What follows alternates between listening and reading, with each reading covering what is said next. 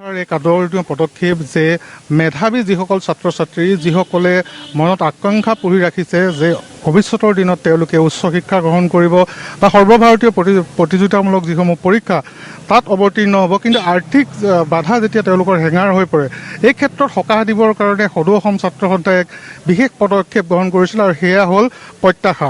আৰু এই প্ৰত্যাশা প্ৰকৃততে কি, প্ৰত্যাশাৰ জৰিয়তে যিকোনো মেধাৱী ছাত্ৰ ছাত্ৰীয়ে এই বাছনি পৰীক্ষাত তেওঁলোকে অৱতীৰ্ণ হ'ব আৰু এই বাছনি পৰীক্ষাৰ জৰিয়তে যিসকল ছাত্ৰ ছাত্ৰীক বাছনি কৰা হ'ব তেওঁলোকক দিল্লীত অৰ্থাৎ ভাৰতৰ ৰাজধানী চহৰত তেওঁলোকে ভাৰতীয় অসামৰিক সেৱাৰ যি পৰীক্ষা সেই পৰীক্ষাৰ বাবে প্ৰস্তুতিমূলক যি কোচিং তেওঁলোকে সেই কোচিং বিনামূলীয়াকৈ গ্ৰহণ কৰিব, অৰ্থাৎ ইয়াৰ সমস্ত খৰচ বহন কৰিব সদৌ অসম ছাত্ৰ সন্থাই।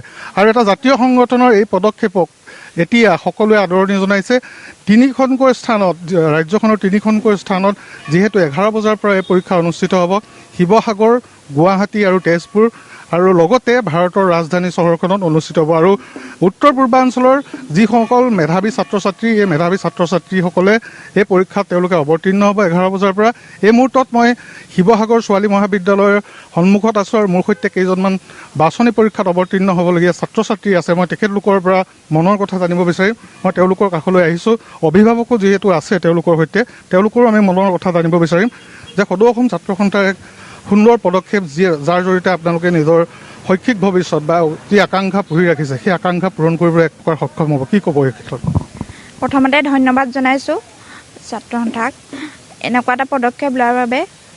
দুখীয়া বা দৰিদ্ৰসকলৰ উন্নতিৰ যি পঢ়াৰ হেঙাৰ নহয় তাৰ উন্নতি হ'বৰ কাৰণে কষ্ট সহিষ্ণুতাৰ এইখিনি কৰিয়ে হেৰি কৰিব পাৰে। প্ৰস্তুতি কেনেকুৱা পৰীক্ষাৰ? চলিছে আৰু। মই আপোনাৰ ওচৰলৈ আহিছোঁ যে সদৌ অসম ছাত্ৰ সন্থাই এনেকুৱা এটা পদক্ষেপ গ্ৰহণ কৰিছে য'ত বহু মেধাৱী ছাত্ৰ ছাত্ৰী থাকে, তেওঁলোকে কিন্তু যিসমূহ বাছনি পৰীক্ষাত অৱতীৰ্ণ হ'বৰ বাবে যিসমূহ প্ৰস্তুতিমূলক কোচিং সেয়া ল'বলৈ অক্ষম হয়। এই ক্ষেত্ৰত মনৰ ভাৱ কি আপোনাৰ, বা সদৌ অসম ছাত্ৰ সন্থাৰ এই পদক্ষেপক কি ধৰণে গ্ৰহণ কৰিব আপোনালোকে? মই ধন্যবাদ জ্ঞাপন কৰিছোঁ আছুক এই আগবঢ়োৱাৰ বাবে।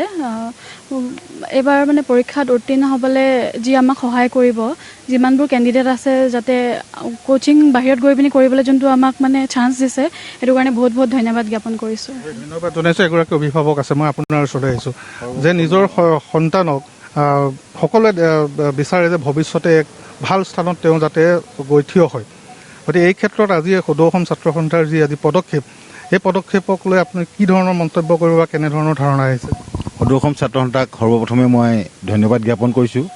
এনেধৰণৰ পদক্ষেপে আমাৰ অসমৰ যি ভিতৰুৱা ঠাইৰ পৰা যি ছাত্ৰ ছাত্ৰীসকল মানে প্ৰতিযোগিতামূলক পৰীক্ষাত অৱতীৰ্ণ হ'বলৈ অকণমান অসুবিধা হয়, আৰু সেই অসুবিধাখিনি দূৰ কৰাৰ কাৰণে সদৌ অসম ছাত্ৰ সন্থাই যি পদক্ষেপ লৈছে, এই পদক্ষেপক আমি কৰজোৰে প্ৰণাম জনাইছোঁ। তেওঁলোকক এনেধৰণে সহায় কৰি পিনে আমাৰ যি ভিতৰুৱা অঞ্চলৰ ল'ৰা ছোৱালীবিলাকক আমাৰ সৰ্বভাৰতীয় প্ৰতিযোগিতামূলক পৰীক্ষাত তেওঁলোকে যি অৱতীৰ্ণ হোৱাৰ কাৰণে যিখিনি প্ৰস্তুতি চলাব লাগে, তেওঁলোকে সেই প্ৰস্তুতিৰ কাৰণে তেওঁলোকে যি বিনামূলীয়াকৈ কোচিং দিয়াৰ যি হেৰি কৰিছে, প্লেনিং কৰিছে, সেই প্লেনিঙক আমি সকলোৱে তেওঁলোকক আমি ধন্যবাদ জনাইছোঁ। আৰু অনাগত দিনতো তেওঁলোকে এনেধৰণেই ভিতৰুৱা অঞ্চলৰ পৰা ল'ৰা ছোৱালীক যাতে এনেকুৱা ধৰণৰ প্ৰতিযোগিতাত অংশগ্ৰহণ কৰিবৰ কাৰণে সুবিধা দিবৰ কাৰণে আশা ৰাখিলোঁ। ধন্যবাদ জনাইছোঁ। এগৰাকী হয়, আপোনাৰ ওচৰলৈ আহিছোঁ, ইনভিজিলেটৰ হিচাপে আহিছে নেকি? কেনেধৰণে প্ৰস্তুতি চলিছে আপোনালোকে, কেনেধৰণে কেন্দ্ৰটোত কি কি প্ৰস্তুতি চলাইছে? কেন্দ্ৰটোত মানে কি প্ৰস্তুতি চলাইছে এইটো বুলি নহয়, প্ৰথম UPSC পৰীক্ষা যে পাতিছে সদৌ অসম ছাত্ৰ সন্থাই অসমত 3টা ঠাইত দিছে, তেওঁলোকে এক্সাম হ'ল। শিৱসাগৰ দিছে, গুৱাহাটী দিছে আৰু তেজপুৰ দিছে। সেইটো কাৰণে ভাল পাইছোঁ, মানে অসমৰ সদৌ অসম ছাত্ৰ সন্থা হৈ অসমৰ যিখিনি ল'ৰা ছোৱালী মানে প্ৰতিভা আছে, তেওঁলোকে যে UPSC পৰীক্ষাত যে দিব পাৰিব বৰ ধুনীয়াকৈ, মানে সেইটো কাৰণে ভাল পাইছোঁ। 1 নম্বৰ কথা। 2 নম্বৰ কথা, তেওঁলোকে আৰু বহুখিনি তাৰ পৰা জানিব, যাতে চুকে কোণে গাঁৱে ভূঞে নগৰে চহৰে যিমান আছে মানে তেনেকুৱা প্ৰতিভা সম্পন্নশালী কেণ্ডিডেট তেওঁলোক ওলাই আহি চব পৰীক্ষা দিব পাৰিব। আৰু ফেচবুকে বৰ ধুনীয়াকৈ ন্যায় কৰি নিছে তেওঁলোকে মানে ফৰ্মখন ফিল-আপ কৰিবৰ কাৰণে। আৰু তেওঁলোকৰ ছাৰ, যেনেকুৱা এজন ছাৰ পালোঁ ফৰ্মখন ফিল-আপ কৰোঁতে, সেইজন ছাৰ খুব ধুনীয়াকৈ সুৰক্ষিত কৰি নি আছে। সেইকাৰণে মই থেংক ইউ দিছোঁ সদৌ অসম ছাত্ৰ সন্থাই যাতে এনেকৈ উজ্জ্বল ভৱিষ্যত দিয়ে আৰু জিলিকি থাকে অসমত। ধন্যবাদ জনাইছোঁ। মই এই মুহূৰ্তত পৰীক্ষা কেন্দ্ৰটোৰ দৃশ্য দেখুৱাবলৈ অনুৰোধ জনাম মফিদক।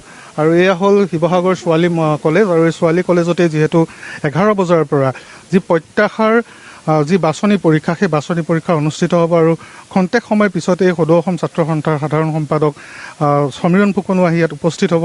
জিলা ছাত্ৰ সন্থাৰ বিষয়ববীয়াসকল থাকিব আৰু কলেজ কৰ্তৃপক্ষই পৰীক্ষা কেন্দ্ৰটোত ইতিমধ্যে যিসমূহ ব্যৱস্থা কৰিব লাগে সেই ব্যৱস্থা ইতিমধ্যে সম্পূৰ্ণ কৰি তুলিছে।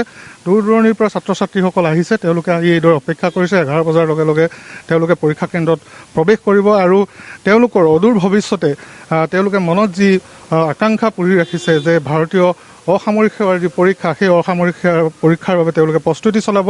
আৰু এই প্ৰস্তুতিৰ বাবে যি কোচিং হ'ব, সেই কোচিং সম্পূৰ্ণ বিনামূলীয়া হ'ব। আৰু এই কোচিঙৰ যি প্ৰকৃততে যি ধন, সেই ধন এক প্ৰকাৰ জলপানী হিচাপে সদৌ অসম ছাত্ৰ সন্থাই আগবঢ়াব।